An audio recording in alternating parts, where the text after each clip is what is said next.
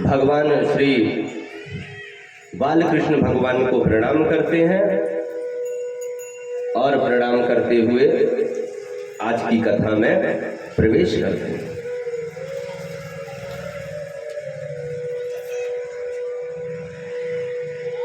कल की कथा में आप सबने श्रवण किया किस प्रकार से भगवान ने बराह अवतार लेकर के और माता पृथ्वी की रक्षा की थी। जब पृथ्वी नहीं था उसके बावजूद भी दैत्य थे। पृथ्वी नहीं था, पृथ्वी को दैत्य उठा करके ले गए थे। संसार की रचना नहीं हुई थी, तब की कथा है। केवल भगवान संसार की रचना उत्पत्ति करने के लिए तैयार मात्र हुए थे। उतने में ही हिरण्याक्ष और हिरण्यकश्यप का जन्म हो गया। केवल सोचने मात्र से कि हमें सृष्टि बनानी है, सृष्टि का निर्माण करना है।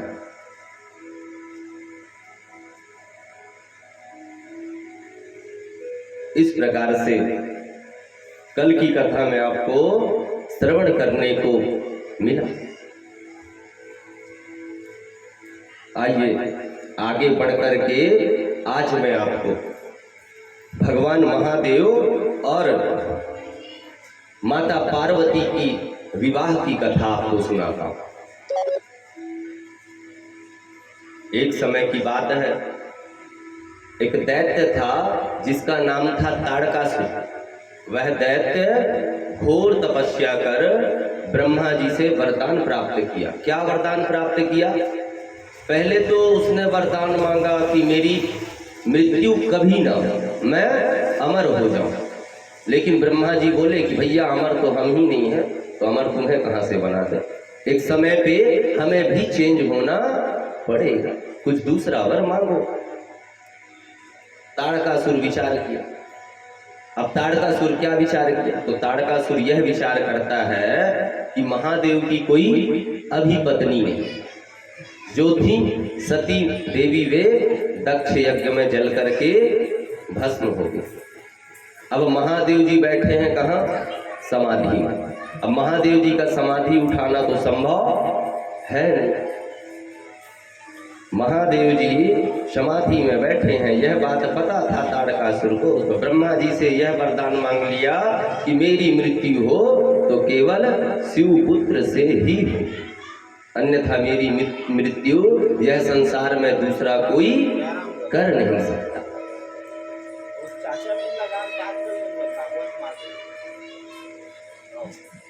अब ताड़कासुर वरदान प्राप्त करके और चारों तरफ अपना आतंक फैलाना प्रारंभ कर दिया। भगवान की पूजा कराना बंद करके अपनी पूजा कराना प्रारंभ कर दिया। पहले के दैत्य भी बड़े शक्तिशाली रहते थे, भगवानों से युद्ध किया करते थे, देवताओं को मार मार करके भगाने लगे दैत्य। देवतागण दौड़े दौड़े ब्रह्मा जी के पास गए, त्राहिमाम करते चिल्लाते रहे ब्रह्मा जी के सामने। ब्रह्मा जी बोले कि भैया हम तो कुछ कर नहीं सकते। देवतागण बोले कुछ कर नहीं सकते तो वरदान क्यों देते हैं? और वरदान जब जब आपने दिया तो मुसीबत हमारी ऊपर ही आई है। भैया आप तो बैठे रहते हो मस्त, हमें भागना पड़ता है अपना लोक छोड़ करके। बार बार देवताओं को भागना पड़ता है दैत्यों के कारण, अपना राज्य अपना लोक छोड़ करके। क्यों देते हो? अब रक्षा करिए। बोले कि यहां से भागो, हम रक्षा नहीं कर पाएंगे। भैया घोर तपस्या की और इतनी ऐसी तपस्या करते थे दैत्यगण कि पूछो मत। घनघोर एक पैर में खड़ा होकर के ऐसे तपस्या करते कि उनकी शरीर की केवल हड्डियों की ढांचा बस बची रह जाती थी। दैत्य तो थे लेकिन साधना करने में परिपक्व थे। अभी हमें बोल किसी जगह पे 10 मिनट तक एक आसन में बैठ गए थे या 5 मिनट तक एक पैर में खड़े होने के लिए सबका गोविंदाय नमो नमः। ब्रह्मा जी ने यही बात कहा, अरे देवताएं तुम भी तपस्या कर लो, तुम भी वरदान प्राप्त कर लो, फिर तुम भी शक्तिशाली हो जाओ, तुम क्यों तपस्या नहीं कर पा रहे हो? ये क्यों दैत्य तपस्या करके और इतनी शक्ति अर्जित कर पा रहे हैं? इसमें तो गलत तुम ही हो, यहां से भागो। ब्रह्मा जी देवताओं को डांट करके भगा दिए। दौड़े दौड़े विष्णु लोक गए, कहे कि प्रभु अब आप ही है सृष्टि के पालनहार हैं, तो हमारा भी उद्धार आप ही कर सकते हैं, ताड़कासुर से हमारी रक्षा करिए। विष्णु जी ने कहा कि हम भी भैया असमर्थ हैं। ताड़कासुर को वरदान क्या मिला? तो वरदान यह मिला है कि उसकी मृत्यु हो तो शिव पुत्र से हो, अन्यथा किसी के साथ ना हो। कहा कि अब भगवान शंकर को समाधि से कौन उठा? अब समाधि से उठा भी लिया जाए तो विवाह किसके साथ किया जाए? अनेक प्रकार के विचार हैं। देवता आदि मिल करके और विचार किए कि कैसे न कैसे करके और महादेव जी भगवान को समाधि से उठा ही लिया जाए। सभी देवताओं ने युक्ति सोची और युक्ति सोच करके कामदेव जी महाराज को पहुंचा दिए। कहे तुम जाओ और जा करके अपने काम का प्रभाव दिखाओ। काम जी घमंड में परिपक्व चले महादेव के पास। मैं काम, मुझसे कौन बचा है? इस प्रकार से कामदेव को घमंड था। मैं जहां चला जाऊं वहां पे तो फिर सबका गोविंदाय नमो नमः हो जाए। लेकिन कामदेव ये नहीं जानते थे कि महादेव देवों के देव हैं, उनके ऊपर उनका प्रभाव पड़ने वाला नहीं। कामदेव जाकर के और पूरे कैलाश में अपनी काम की वासना फैला दी। सुखदेव जी महाराज कहते हैं, परीक्षित, जिस दिवस कामदेव जी महाराज कैलाश में जाकर के और अपने काम की वासना फैलाए थे ना, उस दिन कैलाश के छोटे छोटे कीड़े मकोड़े से लेकर के बड़े पशु पक्षी पेड़ पौधे तक काम के वश में हो चुके थे, लेकिन महादेव को तनिक भी प्रभाव नहीं पड़ा। थक गया कामदेव, अब क्या करे भैया? तो कामदेव के पास बाण होते हैं, पुष्प बाण, जो काम के परिपक्व होते हैं। उसी बाण को कामदेव ने, तीनों बाण को, सम्मोहन, मोहनी आदि बाण रहते हैं, सभी बाणों को एकत्रित कर और धनुष में सांध करके महादेव जी के ऊपर चला दिए। जैसे ही महादेव के हृदय में जाकर के वह बाण पड़ा, वैसे ही महादेव की समाधि भंग हो गई। अब यह समाधि भंग होने का भी एक बहुत बड़ा विज्ञान है। महादेव जी जब भी समाधि लगा करके बैठते हैं, तब अपने हृदय में अपने सर्वेश्वर भगवान श्री रामचंद्र जी का छवि का दर्शन करते हैं। उनके हृदय में भगवान श्री रामचंद्र जी का छवि प्रतिमा बन जाती है, मानो कि साक्षात भगवान बैठे हैं और उनके सामने हम उनकी सेवा कर रहे हैं। और जैसे ही बाण चलाए कामदेव जी महाराज, वैसे ही जो महादेव के हृदय में राम जी की छवि थी, वह छवि हट गई। और जैसे ही छवि हटी, वैसे ही जैसे हड़बड़ा के किसी भी चीज के लिए गलत सपना देख लो या कुछ भी हो जाए तो एकदम से हड़बड़ी से आंख खुल जाता है, हड़बड़ी में आंख खुल जाता है। उसी प्रकार महादेव जी भगवान के भी आंख खुल गया। महादेव जी देखे चारों तरफ, एक वृक्ष के नीचे कामदेव जी छुपे खड़े हुए। जैसे ही नजर पड़ा महादेव जी के, वैसे ही कामदेव जी जल करके भस्म हो गए। देवताओं ने विचार किया कि अब महादेव का तो समाधि भंग हो गया। लेकिन अब महादेव जी का क्रोध कौन शांत करे? क्रोध कौन शांत करे? तो देवताओं ने विचार किए कि भगवान ने तो कामदेव को भस्म कर दिया, तो क्यों ना उनकी पत्नी जिनका नाम था रति, उनकी पत्नी को पहुंचाया जाए। क्योंकि महादेव जी का स्वभाव कैसा है? महादेव जी का स्वभाव छड़े रुष्टा छड़े तुष्टा, रुष्टा तुष्टा छड़े छड़े। महादेव जी भगवान क्षण में रुष्ट हो जाते हैं और क्षण में संतुष्ट हो जाते हैं।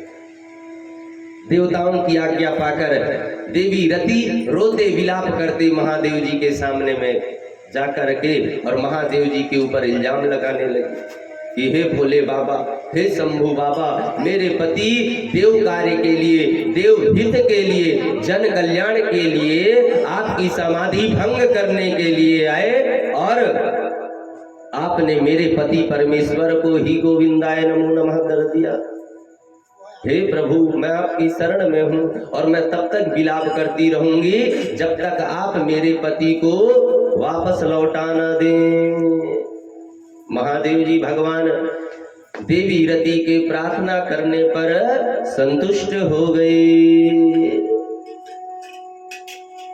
महादेव जी ने कहा कि देवी, अभी तो तुम्हारे पति को लौटाना असंभव है, लेकिन मैं तुम्हें वरदान देता हूँ कि जाओ, द्वापर युग में जब भगवान विष्णु अपने लीलाओं के लिए कृष्ण रूप में अवतार होंगे तो उन्हीं के पुत्र के रूप में कामदेव जी का जन्म होगा।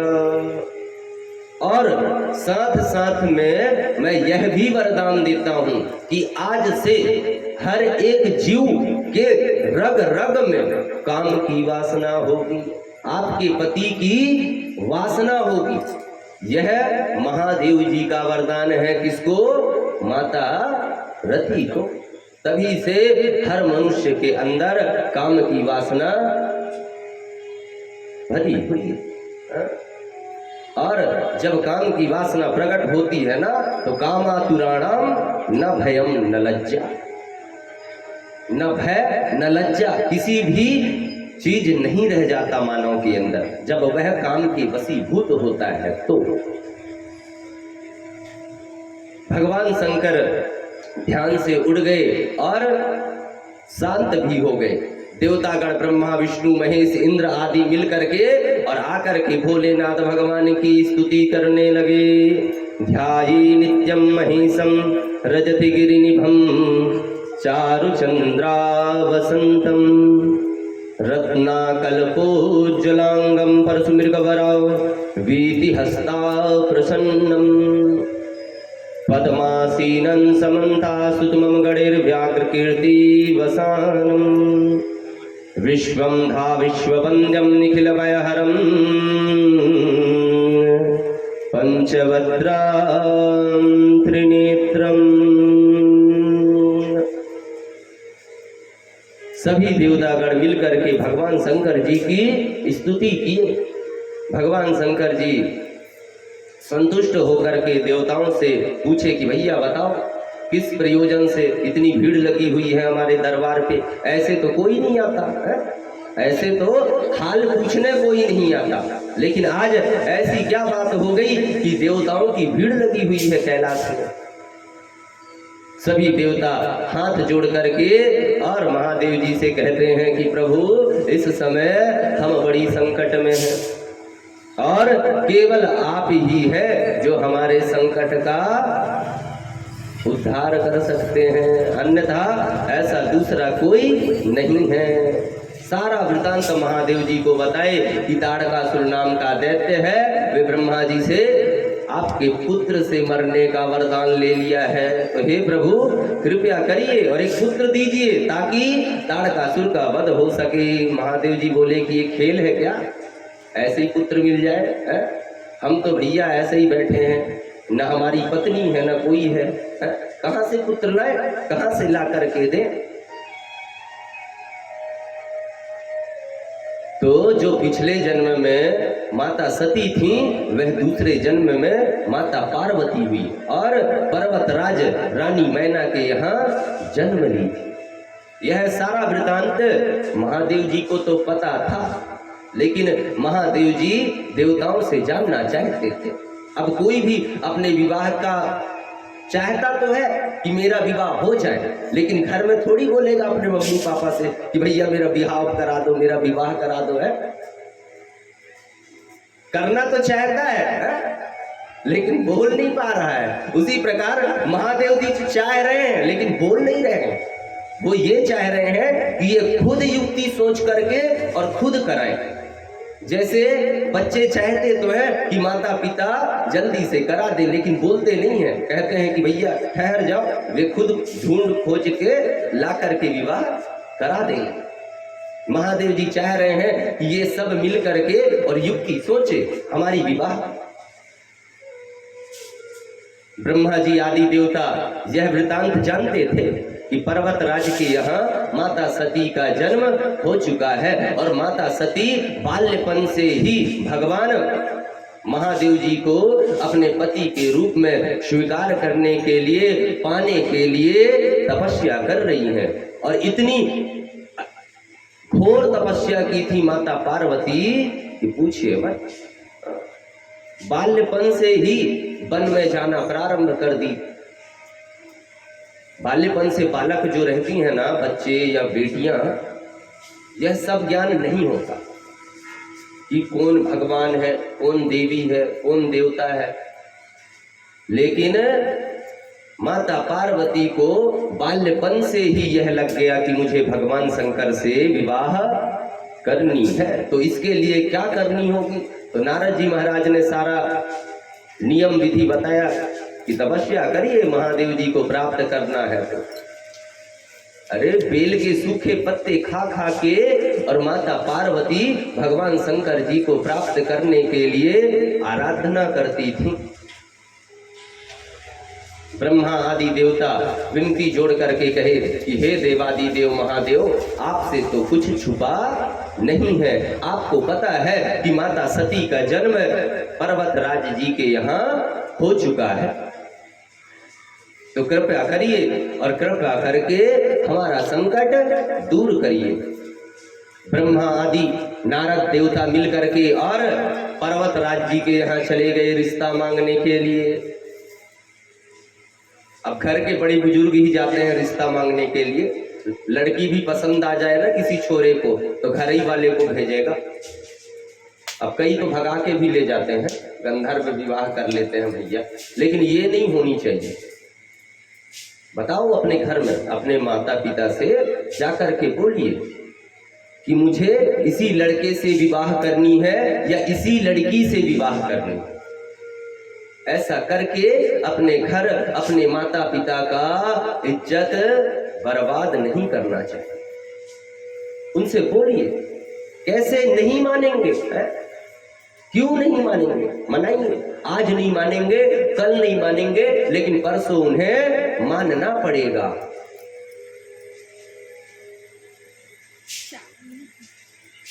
ब्रह्मा आदि देवता मिलकर के पर्वतराज जी के यहाँ रिश्ता के लिए चले गए। उन्हें पता चला पर्वतराज जी को, माता मैना को, कि ब्रह्मा विष्णु महेश आदि देवता भगवान शंकर जी के लिए रिश्ता मांगने के लिए आए हैं। बड़ी स्वागत आदि का तैयारी कराए, अच्छी प्रकार से आओ भगत किए, सत्कार किए, भगवान की पूजन अर्चन किए। माता मैना को यह लगता था कि जैसे भगवान विष्णु दिख रहे हैं, उनसे भी कहीं उधर अधिक सुंदर महादेव दिखते होंगे, तभी तो मेरी पुत्री महादेव के लिए इतनी आतुर बैठी है। तभी तो नारद जी महादेव जी के गुणगान करके चले गए, तभी तो इंद्र आदि देवता भगवान का गुणगान करते हैं।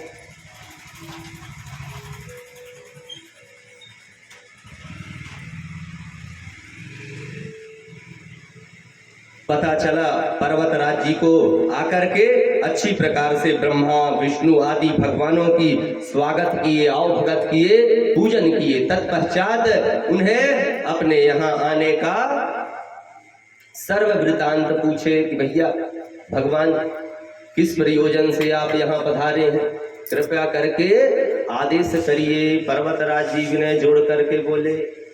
ब्रह्मा जी बोले कि भैया तुम्हारी पुत्री है ना, उसका विवाह हमारे महादेव जी भगवान से करानी है, तो इसलिए हम रिश्ता लेकर के आए हैं। क्या आप इंटरेस्टेड हैं? उस समय में यह शब्द का उपयोग नहीं होता था, अब होता है। तो क्या आप इसमें रुचि रखते हैं कि आपकी पुत्री का विवाह महादेव जी भगवान के साथ में हो जाए? महादेव का तो खूब वर्णन सुनी थे, माता मैना और हिमाचल राज खूब वर्णन सुने थे कि महादेव देवों के देव हैं, देवादि देव हैं, महादेव हैं, लेकिन महादेव का स्वरूप उन्होंने कभी नहीं देखा था कि महादेव जी दिखते कैसे। वे मान गए, कहे कि ऐसे देवता जो सभी देवताओं में पूजनीय हैं, जो सभी देवताओं के देवता हैं, ऐसे देवता के साथ में मेरी पुत्री का विवाह हो, इससे बड़ा सौभाग्य और दूसरा क्या हो सकता है। विवाह आदि का संपूर्ण कार्य पूर्ण हो गया, तिथि मुहूर्त आदि भी वहीं पे सब वो कर लिए, सब कुछ हो गया। इधर पार्वती माता के यहाँ विवाह का कार्यक्रम प्रारंभ कर दिया गया। महादेव जी के यहाँ कैलाश में भी विवाह का कार्यक्रम कर दिया गया। अब शादी फिक्स करके तो आ गए ब्रह्मा आदि देवता। अब महादेव जी भगवान से कहे कि भोले बाबा आपकी शादी तय हो चुकी है, अब चकाचक तैयार हो जाओ और चलनी है अब बारात। सभी देवता महादेव जी को सूचना दे करके अपने अपने लोग चले गए। अब जाकर के अपने अपने हिसाब से अपना अपना श्रृंगार कर रहे हैं सभी देवी देवता, और जो देवियां थीं वह नृत्य कर रही, गान कर रही हैं। महादेव जी अकेले कैलाश में बैठे नंदी और भृंगी के साथ में, न उन्हें कोई पूछने वाला न उन्हें कोई देखने वाला। दूल्हा भैया ऐसे ही बैठे हैं, दूल्हा ऐसे ही बैठे हैं और बाराती सवर रहे हैं, सज रहे हैं। यह देख करके उनके जो गण थे नंदी और भृंगी, उन्हें बहुत बुरा लगा। कहे कि हे महादेव, विवाह आपकी हो रही है और आप ही सज सवर करके नहीं गए तो फिर मजा आने वाला नहीं है। तो क्या किए? बोले श्रृंगी और भृंगी की बाबा देवता तो आपको सजाने वाले है नहीं, क्योंकि वो तो अपने में ही मग्न हैं। तो क्यों ना आप आज्ञा दो तो आपका श्रृंगार हम ही कर दें। महादेव जी प्रसन्न हो गए कि बच्चों का मन है श्रृंगार करने का, तो करिए। और जो जिसके साथ में रहता है ना, वो उसके श्रृंगार के बारे में अच्छे से जानता है कि सामने वाले को साड़ी पहनना पसंद है या सूट पहनना पसंद है या जींस टी शर्ट पहनना पसंद है। जो साथ में रहेगा वही जान पाएगा। और नंदी और भृंगी तो महादेव के साथ में रहते थे, महादेव जी को क्या पसंद है क्या नहीं पसंद उन्हें पता है। अब महादेव जी के श्रृंगार में जुट गए। अब देखिए कैसे नंदी और भृंगी श्रृंगी मिलकर के महादेव जी का श्रृंगार करते हैं। सर्वप्रथम दूल्हे के लिए मुकुट होना बहुत ही जरूरी है, सहरा होना बहुत ही जरूरी है। तो दक्ष यज्ञ में जब माता सती अपना देह त्यागी थी, उस समय क्रोधित होकर के जो जटा फैलाए थे महादेव ना, वो जटा फैला ही हुआ था। अब श्रृंगी भृंगी मिल करके उस जटे को ऐसे ऐसे करके बना के मोड़ते मोड़ते मोड़ते मोड़ते आकार में वह मुकुट का आकार बन गया। तो महादेव जी का जो जटा था वही बन गया मुकुट। अब मुकुट के सामने में चेहरे को छुपाने के लिए सहरा भी होता है। बोले कि मुकुट तो बन गया, लेकिन चेहरा छुपाने के लिए सहरा कहां से लाए? भृंगी कहता है कि चिंता मत करो, मैं अभी लेकर के आता हूं। गए और जाकर के 24-25 छोटे छोटे पतले पतले और एकदम सुनहरे कलरटेड सांपों को पकड़ करके लिया, जो देखने में भी अच्छा लगे। ऐसे सांप, ऐसे नहीं जो बदसूरत सांप हो जो देखने में अच्छा ना लगे, ऐसा नहीं। और एकदम मैचिंग के हिसाब से इस कान में हरे कलर का सांप है तो इसमें भी हरे कलर का ही सांप, और जितना बड़ा इसमें है उतना बड़ा भी इसमें, यानी पूरा मैचिंग का ध्यान रखा है उन्होंने कि ये नहीं कि इस तरफ ये सांप लगा है अलग कलर का तो इस तरफ अलग कलर का सांप लगा दिया जाए, ऐसा नहीं, पूरा मैचिंग करके रखे हैं। सहरा बांध दिए पूरे सर्फ के, बांग, कुंडल, जनेऊ। अब विचार किए कि हे बाबा, आपकी विवाह हो रही है और आप ऐसे जाएंगे। भोलेनाथ जी कहे कि ऐसे कैसे भैया, हम तो ऐसे ही रहते हैं तो ऐसे ही जाएंगे। अरे बाबा, घर में कैसे भी रहता है इंसान, लेकिन दूसरे के यहाँ जाए ना तो टिप टाप से सज धज के जाता है, और आप तो दूल्हे हो। तो महादेव जी का बेस कैसा रहता है? नगन जटिल भयंकर। महादेव जी नग्न अवस्था में रहते थे। जैसे आज के साधु संत नागा अखाड़ा वाले साधु घूमते हैं ना, नागा बाबा, उसी प्रकार से हमारे महादेव जी नग्न अवस्था में रहते थे। श्रृंगी भृंगी ने कहा कि बाबा आज तो कुछ पहन लो, तो कैलाश में वस्त्र आए कहां से? श्रृंगी ने कहा कि वस्त्र का भी जुगाड़ हो गया महाराज।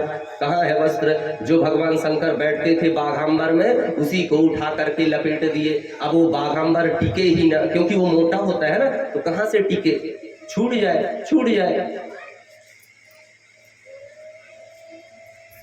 तब नंदी जाकर के एक और सर्प पकड़ करके लेकर के आया, और उस सर्प को लपेट करके और कस करके महादेव जी के कमर में बांध दिए। अब महादेव जी का तैयारी हो गया, लेकिन महादेव जी की तैयारी हो तो गई, लेकिन दूल्हे के गले में माला होनी चाहिए। अब वहां माला कहाँ से मिले? कहे कि रुको रुको अभी जुगाड़ करते हैं। गए और नरमुंडों की माला लेकर के आ गए, नरमुंड लेकर के आए, और 2-3 सांप एक साथ जोड़ करके और घुसा करके सिर को बांध करके और महादेव को नरमुंडों की माला पहना दिए। अब भैया नरमुंडों की माला तो हो गई, लेकिन महादेव जी अभी भी थोड़े कम लग रहे हैं, अभी भी थोड़े कम हैं। नंदी भृंगी कहते हैं कि महाराज फेशियल हो जाता तो आनंद आ जाता, लेकिन फेशियल कहाँ से हो कैलाश में? तो फेशियल नहीं तो कम से कम पाउडर तो लगा लो। शमशान पहुंचे और जलती हुई चिता से राख लेकर के आकर के और महादेव के पूरे शरीर में लगा दिया। अब महादेव जी अपने आप को देखे और देख करके इतना प्रसन्न हुए कि मानो इतना प्रसन्न कभी नहीं हुए थे। महादेव जी को लगा कि इतना अच्छा श्रृंगार मेरा आज तक कभी नहीं हुआ था। देवताओं को पता चला कि महादेव जी का श्रृंगार हो गया, दूल्हे तैयार हो गए। अब दूल्हे को जाकर के देखे, वैसे ही सब मन में तो बहुत जोर से हंसे, और हंसने के बाद चिंता भी करने लगे कि भैया हम लोग जा रहे हैं बारात, और ऐसे ही बारात गए और ऐसे ही दूल्हा को लेकर के गए तो हमें तो देखने वाला कोई रह ही नहीं जाएगा, हमें देखने वाला कोई नहीं रह जाएगा। देवतागण मिलके मीटिंग किए और मीटिंग में युक्ति कहे कि भैया हम बाराती पहले चलते हैं, महादेव जी को पीछे से आने दो, नहीं तो जो स्वागत होगी, आओ भगत होगी, चाय नाश्ता मिलेगी ना, वो भी नहीं मिलने वाली है। अगर सामने से महादेव गए तो चाय नाश्ता भी नसीब होने वाला नहीं है। इसलिए देवतागण पहले निकलो। सबसे पहले इंद्रदेव जी महाराज की टोली लगी, सामने में स्वागत के लिए माता मैना खड़ी हुई थी नारद जी महाराज के साथ में। इंद्र की सुंदरता को देख करके और मैना को यह लगी कि यही महादेव हैं। नारद जी से इशारा में पूछती हैं कि यही है वे। नारद जी कहते हैं कि ये नहीं है। देवी और सोचने लगी कि अरे इतना सुंदर ये है तो इसके बाराती इतना सुंदर हैं तो दूल्हा न जाने कितने सुंदर होंगे। दूसरे नंबर में भगवान साक्षात परमेश्वर विष्णु जी पहुंचे, और विष्णु जी की सौंदर्यता तो ऐसी है कि जो एक बार उन्हें देख ले वो उनसे प्रेम करे बगैर रह ही नहीं पाता। उनको देख करके नारद जी से इशारा करती हैं कि ये यही है। नारद जी कहते हैं कि ये भी नहीं है, तो ये कौन है? ये कहे ये पालनहार है, विष्णु है। और प्रसन्न हुई देवी मैना, कहीं कि ये इतना सुंदर है तो दूल्हे न जाने कितना सुंदर होंगे। धीरे धीरे करके सभी बाराती अंदर प्रवेश कर गए। अब महादेव जी का बारात चला, तो महादेव जी का बारात में नंदी भृंगी श्रृंगी थे। नंदी ने डमरू बजाया, भृंगी ने तुमुर बजाया। महादेव जी के लटका रहता है ना ऐसे गोल करके, शंख टाइप से बजता है, बजा करके और चिल्लाना चालू कर दिए, हर हर महादेव, हर हर महादेव, हर हर महादेव। जब 3 बार नंदी भृंगी श्रृंगियों ने चिल्लाया तो और कैलाश में चारों तरफ से हर हर महादेव, हर हर महादेव का गूंज सुनाई देने लगा। अब भैया चारों तरफ देखे तो कोई तो दिखा नहीं, लेकिन गौर करके देखे तो चारों तरफ भूत प्रेत डाकनी विसाचनी कुचाल आदि सब लगे हुए थे। सभी जगह के भूत थे, अलग अलग देशों के, इंडिया के भूत थे, इंग्लैंड के भूत, जापान के भूत, तो प्रकार आदि आदि प्रकारों के भूत रहते थे। हाँ, भूतों की भी प्रकार भैया, पंजाबी भूत, हिंदू भूत, बंगाली भूत, मारवाड़ी भूत, सब प्रकार के अलग अलग प्रकार से भूत। और कई भूत तो ऐसे रहते थे, इतने काला रहते थे वेस्ट इंडीज के भूत कि हंसते थे तब उनका दांत दिखता था, तब पता चलता था कि भैया भूत है। इससे पहले पता नहीं चलता था। वे भी भूत प्रेत आ गए, महादेव जी से प्रार्थना करने लगे कि महादेव हम भी आपके साथ में बारात में चलेंगे। महादेव जी कहे कि चल, इसमें क्या है।